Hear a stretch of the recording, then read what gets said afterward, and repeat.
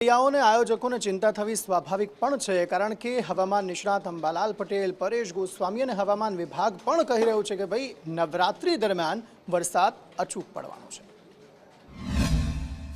નવરાત્રિની શરૂઆતમાં લગભગ વરસાદી છાંટા પડવાની શક્યતા રહેશે, પણ ઉલ્લેખનીય છે કે નવરાત્રિમાં ગરમી વધારે પડશે। 23 સપ્ટેમ્બરથી ગરમી વધારે પડશે। ગુજરાતમાં લગભગ 28 સપ્ટેમ્બરથી 2 ઓક્ટોબર 3 ઓક્ટોબર વચ્ચે ભારેથી અતિ ભારે વરસાદ થવાની શક્યતા રહેશે।